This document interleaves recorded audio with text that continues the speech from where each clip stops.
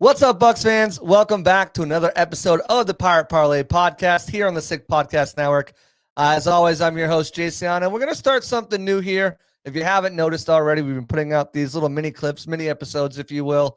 We're going to start doing that a lot more throughout the season, keep you guys updated, and just condense some of the podcasts, because you guys know me, I'll go on for hours just talking. So we'll get these mini episodes in here, mini clips in here. That way we can discuss some of the more pertinent things that maybe a whole podcast won't need, or maybe something that's just on my mind and I want to share it to you. And I got a cool name for it because we are a Buccaneers podcast.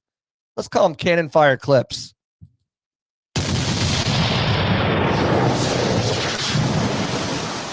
There we go. We already earlier this week I posted some shorts breaking down the Bucs 53-man roster. Today we're going to do that a little bit more depth. We're also going to jump into the practice squad, see what are the Bucs thinking at some of these positions. Not a lot of depth there, and all that and more. And we'll do that, as you guys know, after the break. Turn up your volume. Because you're about to listen to The Sick Podcast. Pirate Parlay. Battle intercepted, picked off in the end zone. Bucs are going to beat the Chiefs. We're the champions of the world. The sickest Tampa Bay Buccaneers podcast. It's going to be sick. Welcome back on the other side. Appreciate everyone for tuning in. As always, like, subscribe, turn on notifications, tell a friend. Let's get these subs up. We got a lot of fun shows coming up for you throughout the season. We got a new sponsor on here as well. We're gonna be having a lot of fun. So excited for you guys to join in. Like, subscribe. So anytime we go live or anytime these mini clips, these Cannon Fire clips pop up, you guys are the first ones to see it. So without that being said, let's jump right into the Bucs 53-man roster. We'll start on the offensive side of the ball. I think no surprise, Baker Mayfield's the starting quarterback, but there was a big surprise that not many people saw coming down the pipeline. Kyle Trask is no longer a Buccaneer, and there doesn't seem to be a plan for him to return anytime soon. He spent 4 seasons with the Bucs, drafted in 2021 after the Buccaneers won the Super Bowl. Kind of be that maybe heir apparent to Tom Brady. They weren't sure, but they needed to get another guy in here behind Blaine Gabbert. Stuck 2 years behind Blaine Gabbert and Tom Brady, and then was given the opportunity to compete with Baker Mayfield for that starting job in 2023. Of course, he lost it. It's been Baker's backup ever since. What changed? Why now make a move? Why now get rid of your backup quarterback who's been with the system and with the team and in the system the last couple seasons? Teddy Bridgewater is why. The Buccaneers are in a win-now mode. They really feel like they are Super Bowl contenders. Sneak peek, so do I. And they feel like that if something were to happen to Baker Mayfield, can Kyle Trask keep this team afloat over a 4 or 5 game span? Beyond that, what does Kyle Trask offer to Baker Mayfield outside of maybe a second pair of eyes, inexperienced eyes at that? Teddy Bridgewater offers a lot more than that.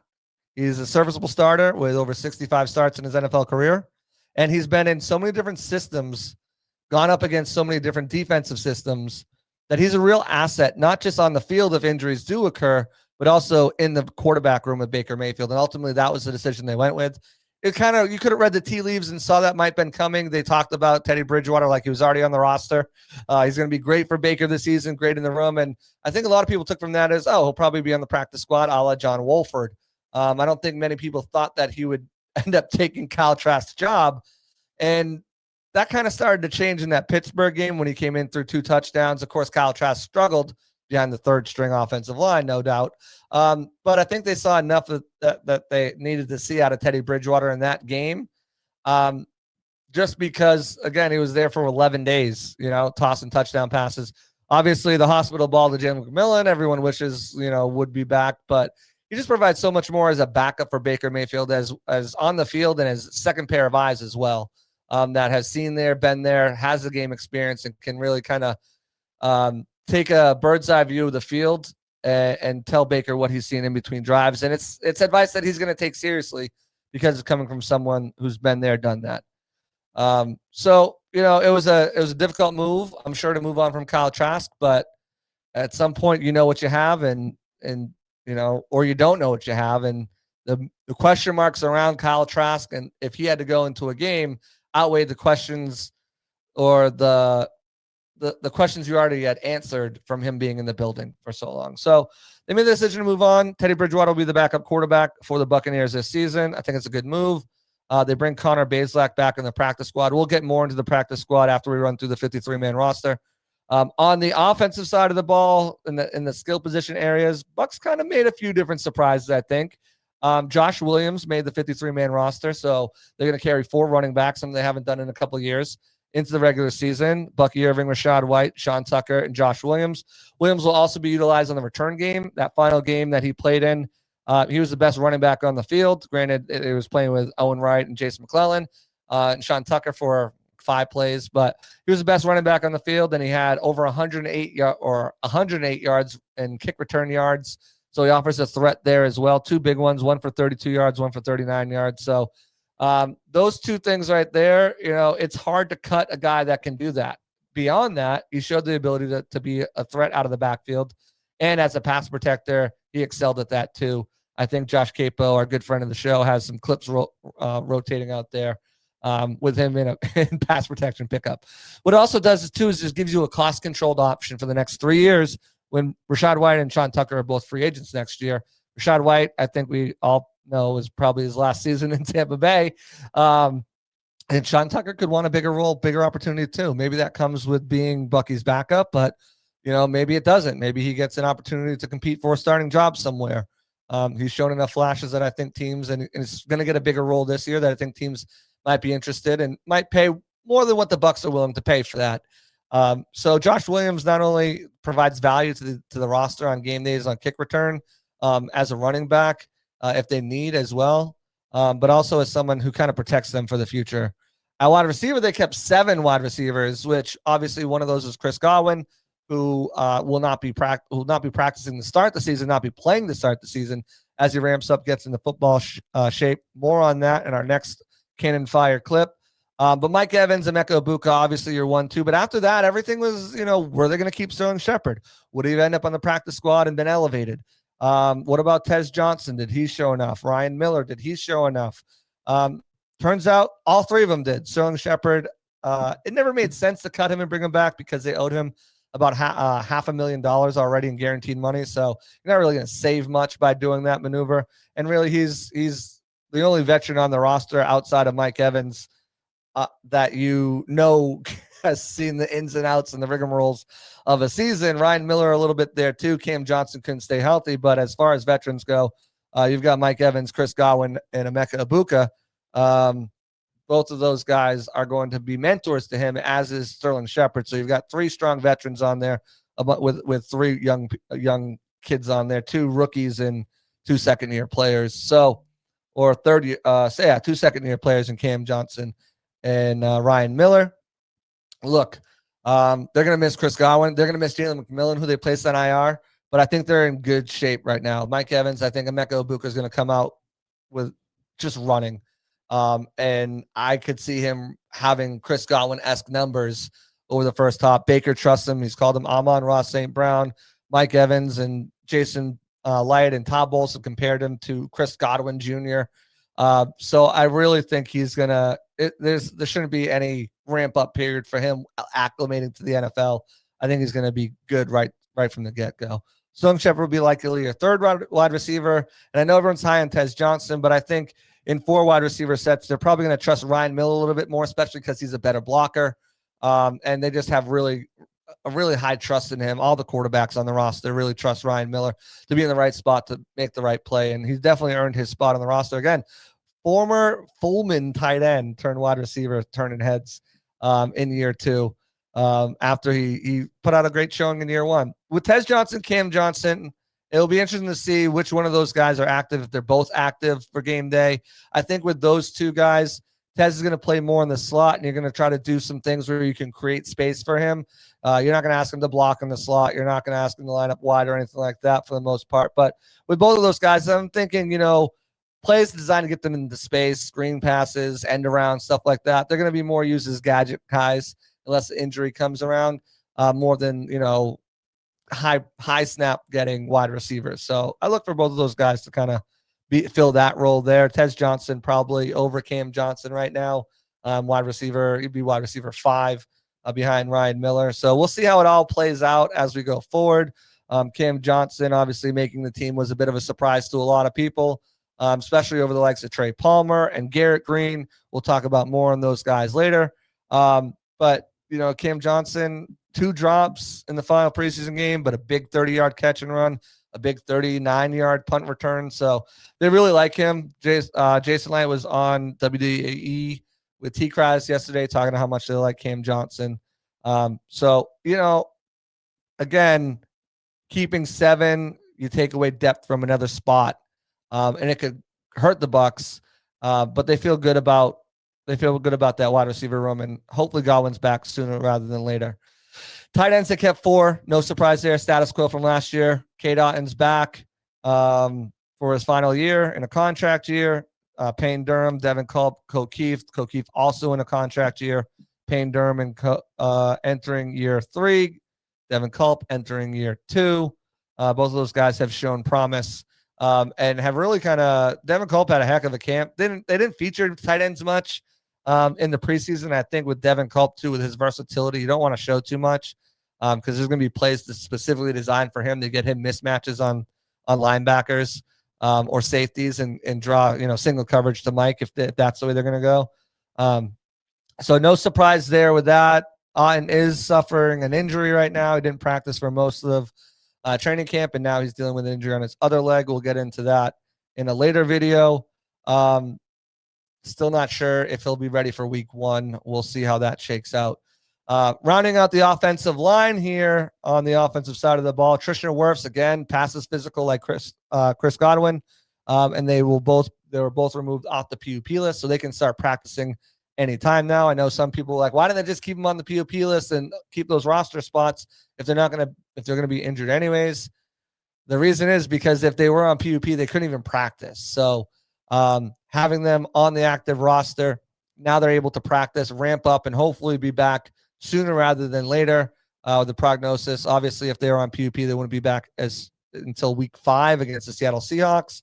This gives them the opportunity to come back maybe week 3, maybe week 4. Probably not for Godwin, maybe for Wirfs. We'll get into that more again in another Cannon Fire clip. But Tristan Wirfs obviously made the team. He's on the active roster there as he comes back from injury. Ben Bredesen, Graham Barton, Cody Monk, Luke Gedeke, you know the names. So that's your starting 5 offensive linemen back from last year. They re-signed Ben Bredesen, giving them continuity on the O-line for the first time in I don't know how many years. But that's good for them. The issue I have here is the depth, and it's scary. You have Charlie Heck, who's obviously starting for the first 3 to 4 weeks, 5 weeks with Tristan Wirfs sidelined. And then you have Ben Chikuma. Those are your tackles. Ben Chikuma, obviously, they've been super pleased with him. Baldy just did a breakdown on him, showing how much he's grown. You can see how much he's grown, but he's still an undrafted rookie with a year of football and still very raw. He's not someone that I feel like you can trust to go into a game right away if there's an injury to Charlie Heck through those first 4 weeks. Elijah Klein is the only other offensive lineman on the team, and while he played some spot duty at right tackle in the preseason game last year, he's been training at center almost exclusively all summer, can play some guard. Not really a viable option at tackle. I expect them to elevate Mike Jordan, who they did bring back on the practice squad, and we'll get more on the practice squad construction after we run through the 53. But even he is a career left guard. He's got like 500 snaps at right guard. Majority of his snaps, all of his starts at left guard, and then none at tackle. So they've been working to cross-train him at right tackle. Hasn't really seen much action at left tackle. So if Charlie Heck goes down and Luke Gedeke goes down, your options are Ben Chikuma or an elevated, possibly Michael Jordan. Both are scary propositions. They also have Lorenz Metz on there too, but I think he's a little ways away. At least from getting some playing time or being elevated to the practice squad. So I have a real problem here. I think they should have went out and got themselves a established tackle. Someone that's done something in the league at least to have their back. I don't mind the interior depth. I think Elijah Klein's fine. If you can move Ben Bredesen around, if other things happen, there's some flexibility there. And of course you have Michael Jordan on the practice squad, who's got starting experience at guard as well. But man, the offensive line, to me, it's a little shaky going into the season with just that many offensive line on the team. So, and remember, the NFL requires you to have 8 active on game day to get that extra spot. Yeah, so they don't have that. Defensive side of the ball, let's break that down because the Bucs, again, curiously, only kept 5 defensive tackles on the team. Vita Vea, Elijah Cansey, Logan Hall, Greg Gaines, and Elijah Roberts makes the cut as their Bucs 5th-round pick. He led all defensive linemen in pressures, outside linebackers in pressures. Really kind of turned up, got a sack in that final game. Excited to see what he can do. A lot of versatility he brings on the line. Not going to play nose tackle, but 3-eye, 4, 5, 4-eye, wide, 9, 7. Like he can line up across the board and be a disruptor. While they only did keep 5 on the active roster, they brought 4 back on the practice squad. So heavy on the practice squad with defensive tackles, heavy on the offensive line on the practice squad with 4 tackles. So between the 2 positions of a 16, Bucs get 17 because Lorenz Metz, 16-team practice squad, half of them are trench players, they're linemen. So, I expect maybe some moving around, some pieces, maybe to get some of these guys up. Definitely elevated. I think they'll elevate a defensive tackle and they'll elevate an offensive lineman for the first game to give them that depth there, that security. But I was a little bit shocked that they only went with 5 defensive linemen. I think Adam Gostis and CJ Brewer really battled it out for that DL6. It was a really close race. Neither of them end up making it on the 53-man roster, which was interesting. The kind of surprising thing, I had the Bucs just rolling with 4 outside linebackers. They went with 5, so not crazy. But Hassan Reddick, Yaya Diaby, Chris Braswell, Anthony Nelson, those are your top 4. Marquise Watts is the one that snuck on the active roster. I had him as a potential practice squad player, but he makes the team because of his special teams value, and I think he offers more value than the other guys they had, and that was Jose Ramirez and Warren Peoples. So I still wouldn't be shocked if we saw a move here to kind of fill that depth, because if something happens to one of your starters, your Chris Braswell, Anthony Nelson, I don't think is it. They did make a move on the practice squad. Again, we'll get into that later. It's one that I'm excited about. But with 5 outside linebackers, I don't know if Watts did enough, in my opinion, but I get it. Special teams body. He's fast. He's quick. He's got good bend. He's just not consistent. As Todd Bowles says, if he's either got it down mentally or physically, but not at the same time. So that's an interesting take from him, and we'll see if he can improve. He's going into year 3. He's had a year on the active roster, a year injured from the practice squad. We'll see if year 3 he can start to put it together now that he's been named to the roster. So again, surprisingly only kept 4 because at inside linebacker, I'm surprised they kept 5 because at inside linebacker, I had them keeping 5. So kind of a switch here. Usually they only keep 4, but I thought Nick Jackson was really going to make it difficult for the Bucs to try to put him through waivers to get him on the practice squad. And boy, was I wrong, because Nick Jackson didn't make the team. And neither did Anthony Walker, which was another big surprising thing, I think, with Anthony Walker not making the team. He was on the NFI list, missed all of training camp, but I think the assumption was amongst most people that he was going to stay on that NFI list, non-football injury list, and then come back after week 4 and be the backup to Levante and Servassier Dennis. Apparently that's not the case. Deion Jones, they felt really comfortable. He had a heck of a camp. He's known for his coverage ability. He plays special teams. And I think he did really well. I expected him to make this roster alongside Anthony Walker. And then after the preseason, I thought maybe one of these undrafted guys, namely Nick Jackson, would have made it. That wasn't the case either. John Bullock, the other undrafted linebacker from Nebraska, he makes the team here. And special teams is going to be his forte. I don't think he'll get much run on the defense, but that's why they brought him back, because he was a better special teamer than Nick Jackson. So, they've got some moves to make on the practice squad here. I think they need another veteran, someone who's played some snaps. I think that would be a good call, but again, kind of surprised that Anthony Walker was released. Absolutely. And that Nick Jackson didn't make it, but Levante David, Servassier Dennis. I really think this is Servassier's year. People are sleeping on it. I think he's going to be an outstanding addition now that he's healthy to the team. Speaking of healthy, cornerbacks are banged up. Surprise, surprise. We did a video on that last week. Some of them are healthy now. Tyke Smith is healthy now. Josh Hayes is still banged up. Bryce Hall healthy now. But a lot of these guys are banged up still, and we'll see what their availability is. Zion McCollum, Jamel Dean are your starters. Benjamin Morrison still banged up, wasn't practicing last week. He might be ready to go this week, but again, because he missed half a training camp, it's not like he's going to come and take a starting spot. He'll probably contribute on special teams now, work behind the scenes to try to overtake Jamel Dean as that starter. Jacob Parrish is your nickel cornerback. Kendall Vildor makes it. Again, strong camp from him, one of the most physical cornerbacks in the league. Did really well on special teams, had an interception, a pass deflection that went for an interception.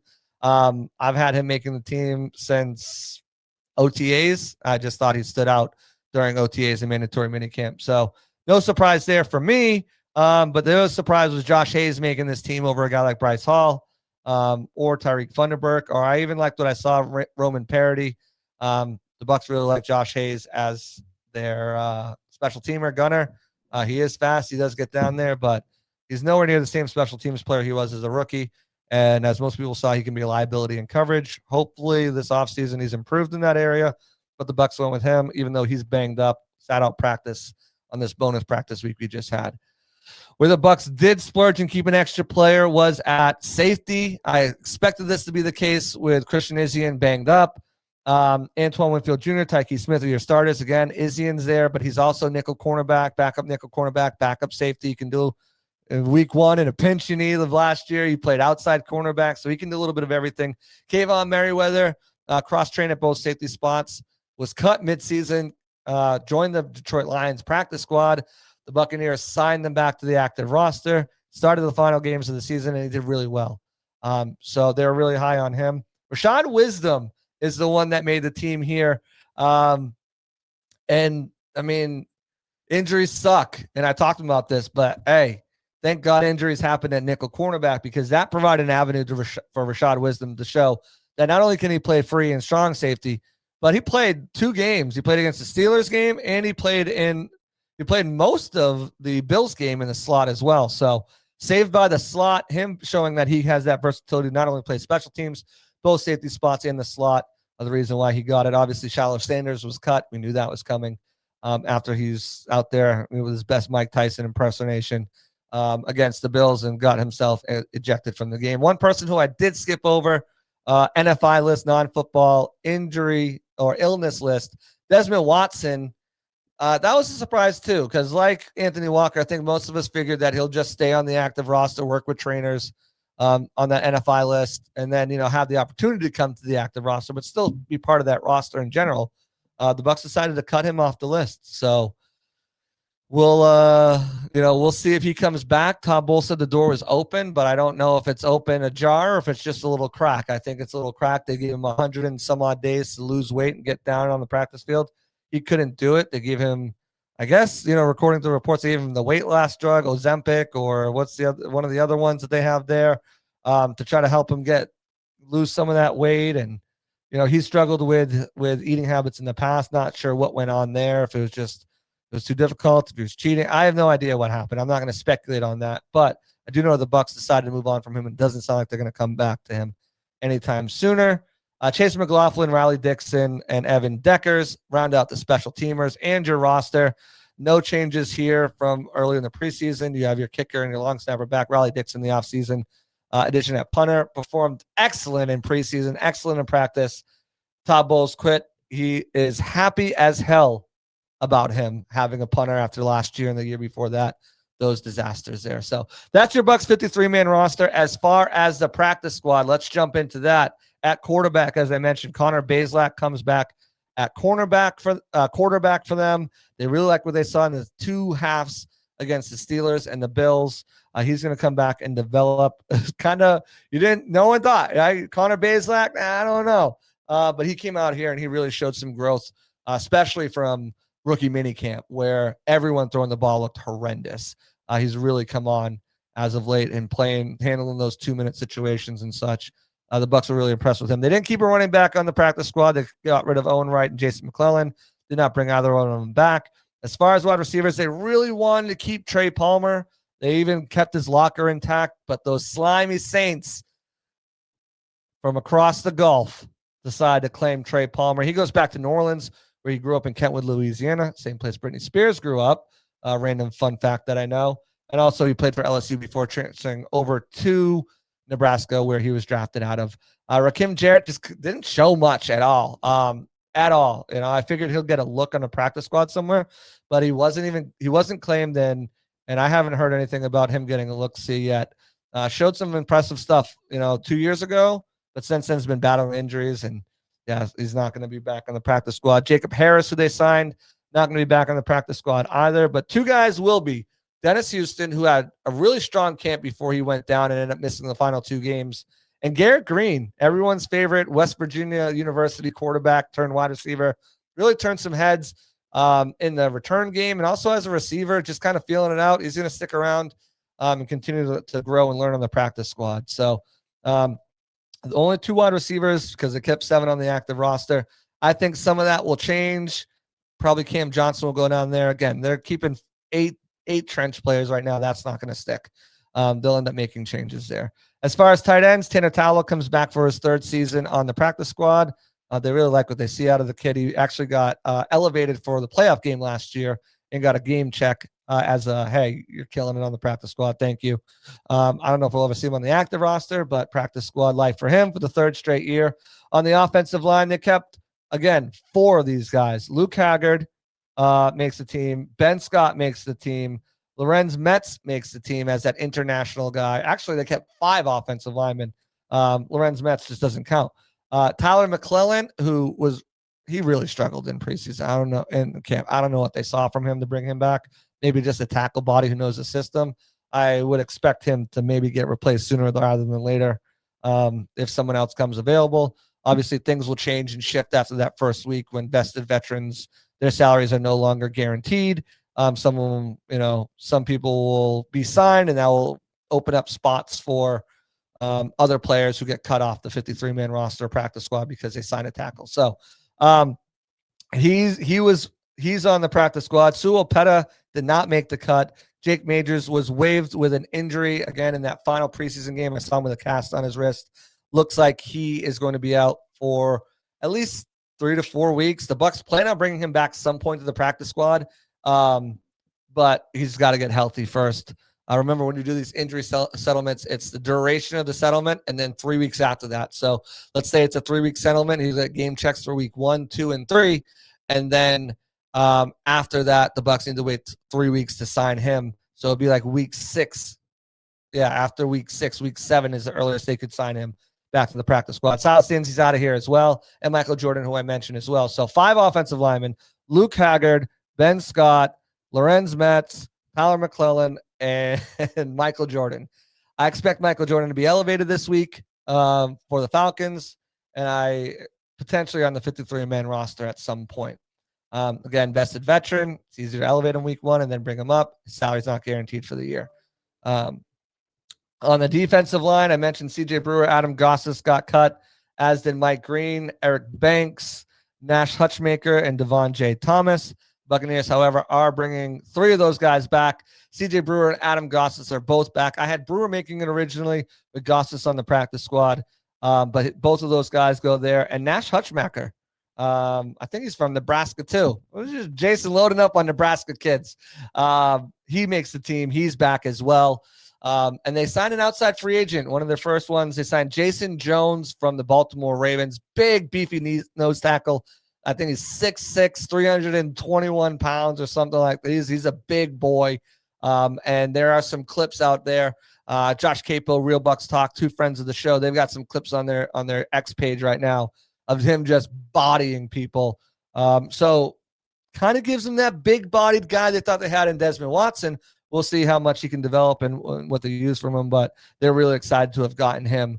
So, 4 defensive tackles on the practice squad. I expect one of them, probably C.J. Brewer, to be activated this week alongside Michael Jordan to give them that depth on it within the trenches. And then roster construction moves will be made later down the line. As far as outside linebackers, Warren Peoples, Jose Ramirez, both of them were cut, as I mentioned. Neither of them brought back to the practice squad. Warren Peoples, undrafted free agent, didn't really flash, didn't show anything. And Jose Ramirez has been here for 2 years, and it just hasn't been consistent. So they decided to move on from him. He won't be back on the practice squad, but they did sign someone. I told you I'd get into him. Super excited. This guy I had as a 4th round. In my final mock, I had him as a 4th round draft pick. Mohamed Kamara, originally out of Colorado. He signed with you got drafted by the Miami Dolphins, I want to say in the 5th round last year, spent the year with them. Didn't really get much play time on defense, but he did have a tackle and a pressure. I'll read you my scouting report on him. He reminds me a bit of David Walker in a sense, like just, not the biggest guy, but he's super physical. All right. What did I wrote? Muhammad doesn't have the size teams generally look for, but the production is off the charts. He plays hot all the time and knows how to win with leverage to get to the quarterback. Said his size is reminiscent of Shaq Barrett. He's also under the tutelage now of Larry Foote, who Shaq Barrett was when he came here. And he's also from Colorado. The undersized edge rusher wreaked havoc in the backfield with a quick get off an array of pass rush moves to get to the quarterback and ball carrier. He plays with aggression and relentless motor to finish plays and uses great leverage and bend to attack the passer.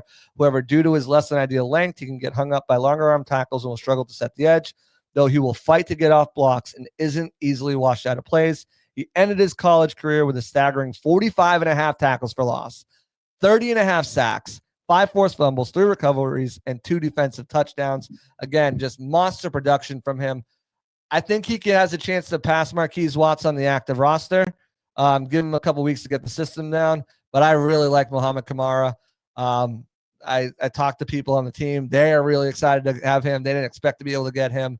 Again, shout out my guys, Josh Capo, Real Bucs Talk, Michael Pless. They've got some clips on him too. Super excited. We were all high on this kid last year. So we'll see what he can do. I think he has a chance to pass Marquise Watts on the roster, but we'll see. On to the practice squad. Antonio Greer, Nick Jackson, Anthony Walker cut, as I mentioned. Nick Jackson made it through waivers. He's back on the practice squad. So your linebacker room is David, Dennis, Jones, Bullock, and Nick Jackson. Anthony Walker, his locker was intact. They wanted him to come back. He decided to take a visit with the Colts yesterday. And today, Greg Allman announced that another friend of the show announced that he's going to be signing on to the Colts practice squad. So they'll box all of his stuff up and send it to him. Or maybe they'll put it in a trash bag. Who knows? But yeah, big blow. Thought he was going to be a big part. But Deion Jones really looked good, So if you can't play special teams, if you can't practice, as Bull said, you can't make the club from the tub. That's what happened to Desmond Watson. That's what happened to Anthony Walker.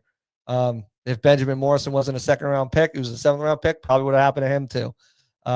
So you got to be healthy. At cornerback, they only kept 1 cornerback on the practice squad. I know they have 6 on the roster, and 7-ish if you count Christian Izzy, and 8-ish if you count Tyke Smith, who can play nickel, 9-ish if you count Antoine, who can play nickel, 10-ish if you count Rashad Wisdom, who can play nickel. But only 1 on the practice squad was kind of interesting to me.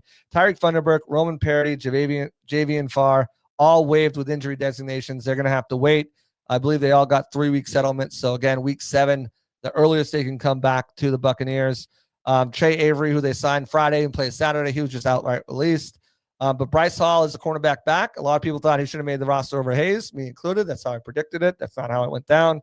But being able to have a veteran on the practice squad of Hall stature is great for the Bucs. We'll see if something happens and makes some moves and he ends up bumping up to the active roster. But at this time, that's not going to happen. Safety, Shiloh Sanders was cut. Will Brooks, who was signed on Monday and played in the game on Saturday, he was cut as well. Neither one of those guys were brought back. They did, however, sign Carolina Panthers safety, undrafted safety Jack Henderson. He had a good preseason. A lot of people were talking about him. I think he came on that 2nd wave of cuts from the Panthers after they claimed a bunch of guys on waivers. But he'll be their safety they'll work with. Hey, Dave Canal stole a couple people from here. We're going to steal a couple people back. But that's your practice squad right there, all 17 of them. I think the Bucs are in a good shape with their roster. There are some concerns, obviously, along the offensive line with the depth there. I think that's the biggest one. And certainly, linebacker, you don't want an injury to happen there, but having a guy like Nick Jackson who's going to continue to learn the system and grow and made plays as a linebacker on defense, more than he did he gives you an extra layer of protection. But that's going to do it for me here. Went a little bit longer on this mini episode, breaking down the Bucs 53-man roster. We'll be back with another one here soon, breaking down the Buccaneers injury situation, Auburn Wirfs, and Izzian, what's going on with those guys. So catch us again for another Cannon Fire podcast mini clip here on the Parlay podcast on the Sick Podcast Network. I'm JC Allen. Like, subscribe, turn on notifications. We're out of here. Peace. And that's a wrap. Hope you don't miss us too much until next time. Follow the Sick Podcast Pirate Parlay on YouTube, Facebook, Google Play, and Apple Podcasts.